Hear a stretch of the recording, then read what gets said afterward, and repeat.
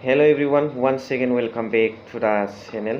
दिनैनि गोदान भिडिअ नोंथां बयखौबो गोसो गोथारै बरायहरबाय लोगोसे आसा खालामो इसोरनि अननायाव नोंथां बयबो मोजां दं। दिनै वर्ल्डआवहाय इजराइल भार्सेस पेलेस्टाइन जुद्ध जागासिनो दं। जुद्धजोंथ' रावनिबो मोजां जाफेरा, जोबस्रांनायसो फैयो। जाय हक थाबैनो सान्थि फैथों इसोरनि आशीर्बादाव। आं बेखौ दिनै भिडिअनि गेजेरजों कामना खालामबाय बै जायगायावहाय थाबैनो गोजोन सान्थिया फैथों। लोगोसे जोंहा नैबे जे मोनसे समाव बनसु आफादाव रुंगुल बर' बिथाङा थाबोदोंमोन। दा बिथाङा इउपिपिएलनि गोख्रों जाखांफुनाय सासे लाइमोन दैदेनगिरि। बिथाङा जे बनसुनि बे दिनै सानसे बन्द होनायखौ बिथाङा बखिदों। लोगोसे गियान गैयै होननानै बनसुखौ बिथाङा बुंदों। बिनि भिडिअ क्लिपखौ नोंथांमोना नुनो मोनगोन। लोगोसे भिडिअनि जोबनायथिंहाय दिनै इउपिपिएलखौ रायजो राजाफ्रा माबादि जोगारदों आरो रायजो राजाफ्रानो बिथांमोनखौ माबादि हुमखि होदों बेखौ नोंथांमोना नुनो मोनगोन। दिनै एबसुखौ नुनो मोनदों मिडियानि गेजेरजों। बड'लेण्ड इउनिभार्सिटिनि भाइस चेन्सेलर लाइस्राम लाटु सिं बिथांखौ होखारनो थाखाय बिथांमोना थिरांथा आरो 11 थारिखनिफ्राय बिथांमोना जुदि बिथांमोननि आन्दलननि प्रस्ताबखौ नाजावाबा गभर्नमेन्टआ लाटु सिंखौहाय केबिननिफ्रायनो दिरुनहरनायनि गेटनि बायहेरायाव दिरुनहरनायनि बिथांमोना मोनसे सांग्रांथि हुमखि होनायखौ नुनो मोनदों। दा नेनोसै बिथांमोना माबादि खामानिखौ मावनो हायो। जाय हक नोंथांमोना नैबे भिडिअ क्लिपखौ नायनानै लाग्रोदो। আৰু এতিয়া প্ৰমোদ বৰা ডাঙৰীয়া চৰকাৰখনত তেওঁলোকে কি অনুভৱ কৰিছে গোটেইখিনি কথা আমি আজি পষ্টমৰ্টেম কৰিছোঁ, শুনিছোঁ আৰু মই মানে ছেটিছফাই আমাৰ পৌৰসকলে আৰু তেওঁলোকে ধন্যবাদ জ্ঞাপন কৰিছে। নহ'লে লছটো আমাৰ ৰাইজৰে হ'ব না। যদি তেওঁলোকে ৰাইজৰ কাৰণে ভাল কথা ভাবিল হয় এইখিনিতো নকৰিলে হয় ন। আৰু এটা ছাত্ৰ সংগঠনে যদি এনেকৈ সদায় কাম কৰি থাকে কেতিয়াবা কিন্তু ৰাইজে তেওঁলোকে খেদিব, বহু খেদা দিব।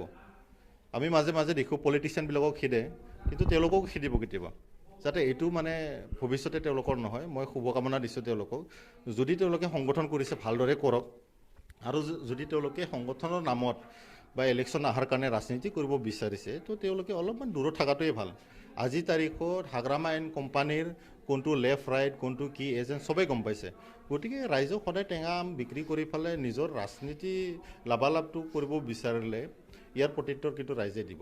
ৰাজনীতিৰ ছত্ৰছায়াত গঠন হয় এটা ছাত্ৰ সংগঠন ৰাজনীতি স্বাৰ্থৰ কাৰণে। ৰাজনীতি কৰিবৰ কাৰণে হাগ্ৰামা মহিলাই ডাঙৰীয়া মই অনুৰোধ কৰিব বিচাৰোঁ, ইমান তলত আপুনি নামিব নালাগিছিল।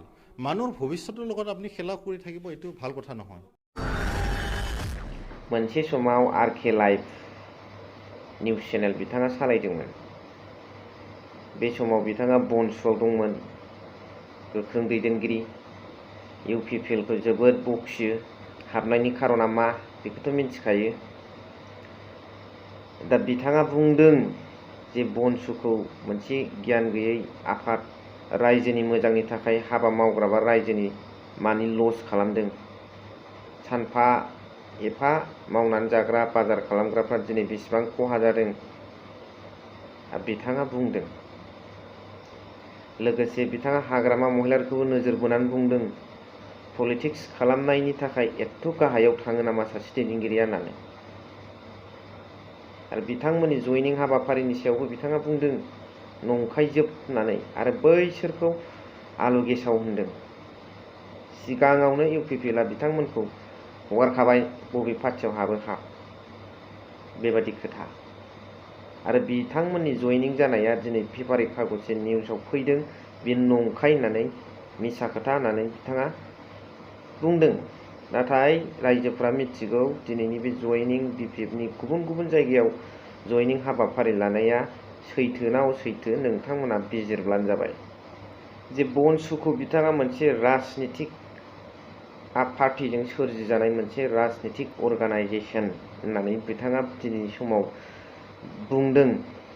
हारै भाई दिनै जायफोर गोसो गुदुं बिथांमोना हारिनि मावनो ओंखारबोबाय मावनो हो बिथांमोनाबो मावगोन सोरबायाबो मावगोन बर' हारिनि मोजांनि जौगानायनि थाखायल'सो जानांगौना बुस्थुआ थांखिफ्रा बिजनफ्रा हाबा मावनायफ्रा थों गोथोंल' जानांगौना दिनै नोंथाङा बुंदों प्रमद बर' सारनि नेतृत्वआवहाय दिनै बिटिआर गभर्नमेन्टआ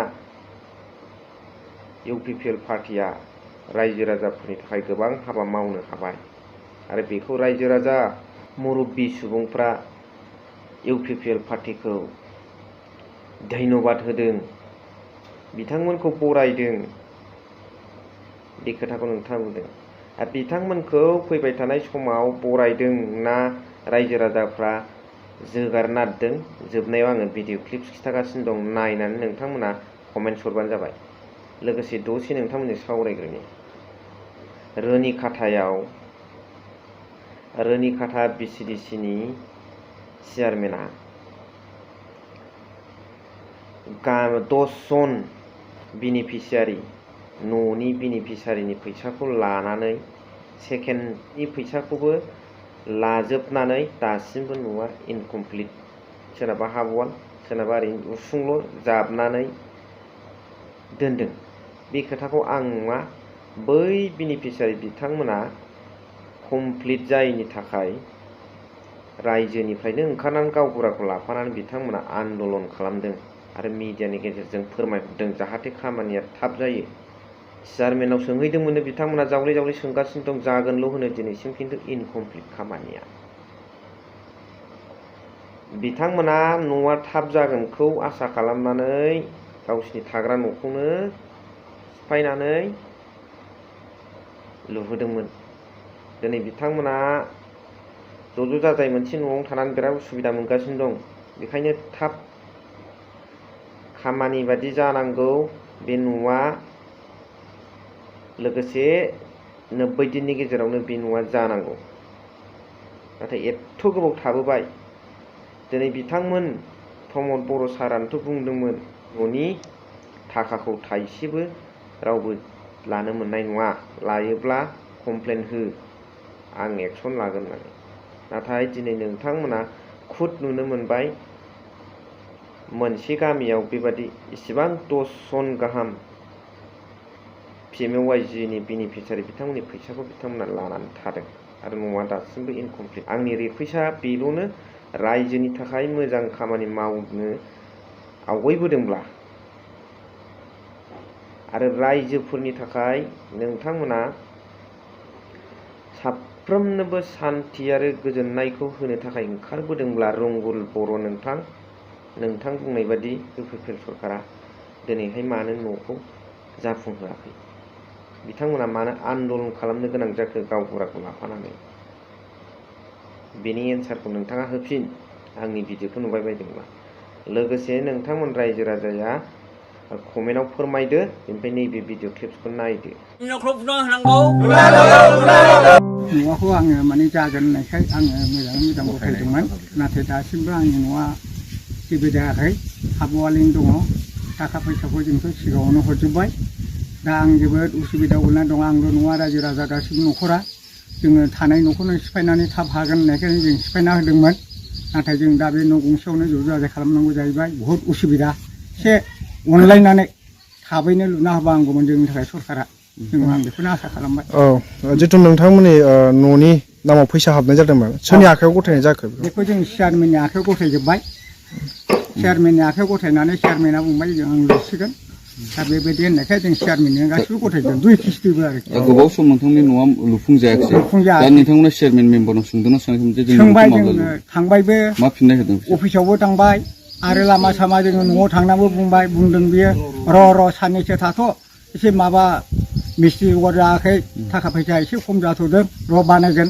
नै दासिमबो गैया नै दाख्लैबो सोंबावबाय जों जे माबोरै जाखो सार जागोन खालि जागोनल' होनो आरोखि खिन्थु दासिमबो जों बे नुनो मोनाखै आरो बेसेबां बोसोर जाखो बोसोरसेयानो जाफ्रामबायानो बारबायानो होनजाबाय दा नै मा नाम चेयारमेना मा नाम चेयारमेना निरद मेम्बारा मेम्बाराथ' जोंना आगोलाव बै माबासोमोन दाथ' बे गैलिया दा जों बेनि चेयारमेनानो जाबाय जोंनाव मेम्बारा गैला बे बुहुरपाराव चेयारमेन थानाय जायगायाव चेयारमेननि माबायावनो जोंनाव मावजोब्बाय आरोखि फिलिमोन सिगां हनै बेयाव बे गैला आरो